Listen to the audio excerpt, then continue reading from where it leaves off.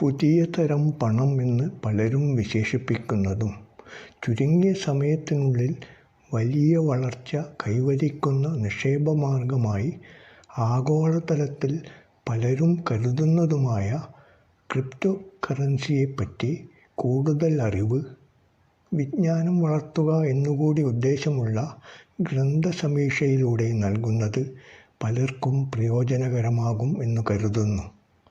ആഗോളതലത്തിൽ നിക്ഷേപരംഗത്ത് സംഭവിക്കുന്ന ഏറ്റവും പുതിയ മാറ്റങ്ങളെയും ഉയർന്നുവരുന്ന പ്രവണതകളെയും കുറിച്ച് കാലികമായി അറിഞ്ഞിരിക്കേണ്ടത് ആവശ്യകതയാണല്ലോ. പുതിയ തരം പണം. പാഠം 1. Digital currency. ക്രിപ്റ്റോ കറൻസിയെപ്പറ്റി പഠിക്കുമ്പോൾ നമ്മൾ ആദ്യം മനസ്സിലാക്കേണ്ടത് അത് ഒരു പുതിയ തരം പണമാണ് എന്ന കാര്യമാണ്. ക്രിപ്റ്റോ കറൻസിയിൽ നിക്ഷേപിക്കുന്നതിന് മുമ്പ് ചലനാത്മകവും വ്യവസ്ഥാപിതവുമായ ഒരു നിക്ഷേപ പദ്ധതി, അതായത് സിസ്റ്റമാറ്റിക് ഇൻവെസ്റ്റ്മെൻറ്റ് പ്ലാൻ, നിങ്ങൾ വികസിപ്പിക്കേണ്ടതുണ്ട്. ഇന്ത്യയിലെ പല ക്രിപ്റ്റോ എക്സ്ചേഞ്ചുകളും നൽകുന്ന ഒരു ഓട്ടോമേറ്റഡ് വാങ്ങൽ പദ്ധതിയാണ് SIP. ഉപഭോക്താക്കൾക്ക് അവരുടെ നിക്ഷേപതന്ത്രം, മൊത്തത്തിലുള്ള റിസ്ക് എടുക്കുവാനുള്ള കഴിവ് എന്നിവ അനുസരിച്ച് എത്രത്തോളം താങ്ങാനാകുമോ അത്രത്തോളം ക്രിപ്റ്റോ കാലക്രമേണ ശേഖരിക്കാൻ ഇത് അനുവദിക്കുന്നു. SIP വാങ്ങലുകൾ ആഴ്ചതോറുമുള്ള അല്ലെങ്കിൽ പ്രതിമാസ ത്രൈമാസ ഷെഡ്യൂളുകളിൽ മാസത്തിലെ ഒരു പ്രത്യേക ദിവസം പോലും നടപ്പിലാക്കും വിധം സജ്ജീകരിക്കാം. നിക്ഷേപത്തെക്കുറിച്ച് കൂടുതൽ സംസാരിക്കുന്നതിന് മുമ്പ് ക്രിപ്റ്റോ കറൻസിയെ പറ്റി കുറച്ച് വിശദീകരിക്കാം. ക്രിപ്റ്റോ എന്ന് പറയുന്ന ക്രിപ്റ്റോ കറൻസി എന്നത് ഒരു ഡിജിറ്റൽ അല്ലെങ്കിൽ വെർച്വൽ കറൻസിയാണ്. ഭൗതിക പണം കൊണ്ടുപോകേണ്ടതിൻ്റെ ആവശ്യകത ഇല്ലാതാക്കുന്ന ഒരു ഡിജിറ്റൽ പേയ്മെൻറ്റ് പ്ലാറ്റ്ഫോമാണ് ക്രിപ്റ്റോ എന്നും പറയാം. നിക്ഷേപം, വ്യാപാരം, തൊഴിൽ എന്നിവയ്ക്കുള്ള അവസരങ്ങൾ ക്രിപ്റ്റോ കറൻസി നൽകുന്നു. ആഗോളതലത്തിൽ സ്വീകരിക്കലും നിയന്ത്രണങ്ങളും വികസിച്ചു കൊണ്ടിരിക്കുന്നതിനാൽ ഏറ്റവും പുതിയ മാറ്റങ്ങളെയും ഉയർന്നുവരുന്ന പ്രവണതകളെയും കുറിച്ച് കാലികമായി അറിഞ്ഞിരിക്കേണ്ടത് അത്യാവശ്യമാണ്. ഇന്ത്യയിൽ ക്രിപ്റ്റോ നിയമപരമാണ്. രാജ്യത്ത് ക്രിപ്റ്റോയ്ക്ക് പ്രത്യേക നിരോധനമില്ല. പക്ഷേ അത് ചില സാമ്പത്തിക മാർഗനിർദ്ദേശങ്ങൾ പ്രകാരം നിയന്ത്രിക്കപ്പെടുന്നു. ഉപയോക്താക്കൾ നിയമപരമായ ചട്ടക്കൂടുകളും നികുതി നിയന്ത്രണങ്ങളും പാലിച്ചാൽ ബിറ്റ്കോയിൻ, എത്തറിയം, XRP പോലുള്ള ക്രിപ്റ്റോകൾ നിയമപരമായി വ്യാപാരം ചെയ്യാനും വാങ്ങാനും വിൽക്കാനും കഴിയും. ക്രിപ്റ്റോ കറൻസി ബ്ലോക്ക് ചെയിൻ സാങ്കേതിക വിദ്യയിൽ ഡോളർ, പൗണ്ട് എന്നീ യഥാർത്ഥ പണം ഉപയോഗിച്ച് വാങ്ങുന്ന വെർച്വൽ അല്ലെങ്കിൽ ഡിജിറ്റൽ ആസ്തികളാണ്.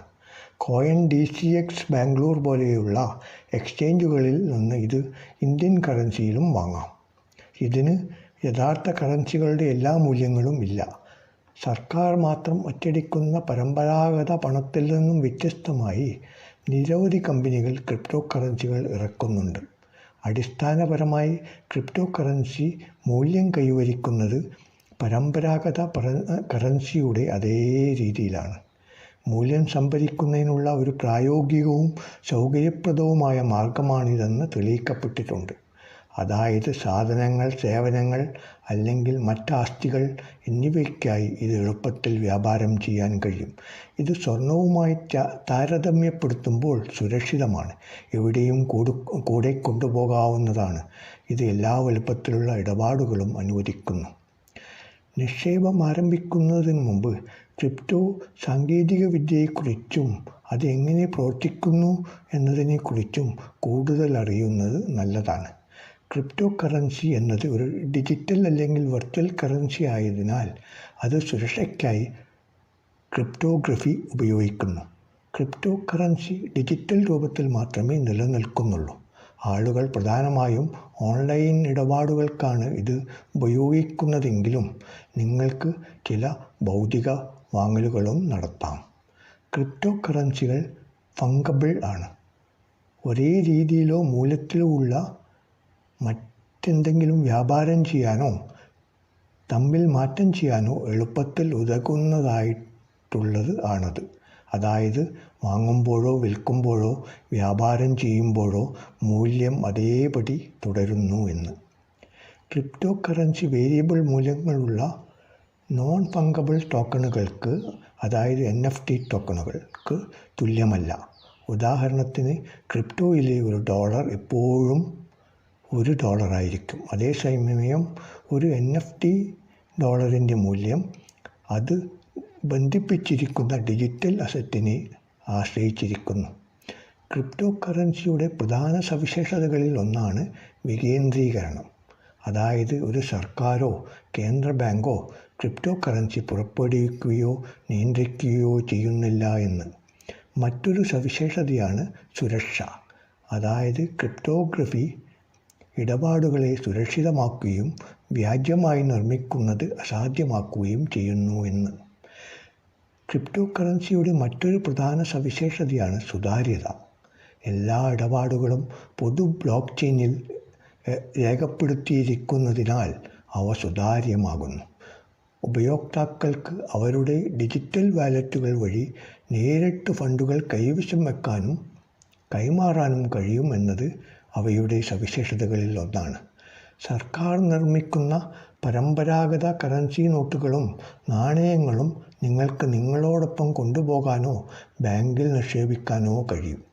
പണം ആവശ്യമുള്ള വാങ്ങലുകൾക്കും മറ്റ് ഇടപാടുകൾക്കും ഇത് നിങ്ങൾക്ക് ഉപയോഗിക്കാം. സർക്കാർ പരമ്പരാഗത കറൻസിയെ പിന്തുണയ്ക്കുന്നു. അതേസമയം ക്രിപ്റ്റോ കറൻസിക്ക് സർക്കാർ, ബാങ്ക് അല്ലെങ്കിൽ ധനകാര്യ സ്ഥാപന നിയന്ത്രണങ്ങളില്ല. നിങ്ങൾക്ക് ഒരു ബാങ്കിലോ ധനകാര്യ സ്ഥാപനത്തിലോ പരമ്പരാഗത കറൻസി സൂക്ഷിക്കാൻ കഴിയുമെങ്കിലും നിങ്ങൾക്കൊരു ഡിജിറ്റൽ വാലറ്റിൽ മാത്രമേ ക്രിപ്റ്റോ കറൻസികൾ സൂക്ഷിക്കാൻ കഴിയുകയുള്ളൂ. ബാങ്ക് അക്കൗണ്ടുകളിൽ സൂക്ഷിച്ചിരിക്കുന്ന പണം നഷ്ടത്തിൽ നിന്ന് രക്ഷ നൽകാൻ ബാങ്കുകൾ ഇൻഷുർ ചെയ്യുന്നു. അതേസമയം ക്രിപ്റ്റോയ്ക്ക് നഷ്ടമുണ്ടായാൽ യാതൊരു പരിഹാരവുമില്ല. സർക്കാർ നിയന്ത്രണങ്ങൾ ക്രിപ്റ്റോ കറൻസി വിപണിയിൽ ഇല്ലെങ്കിലും അത് നികുതി നൽകേണ്ട ഒരു ആസ്തിയാണ്. നിങ്ങൾ റവന്യൂ ആൻഡ് കസ്റ്റംസിൽ എന്തെങ്കിലും ലാഭനഷ്ടം ഫയൽ ചെയ്യേണ്ടതുണ്ട്. അടുത്തതിൽ വാലറ്റിനെ പറ്റിയും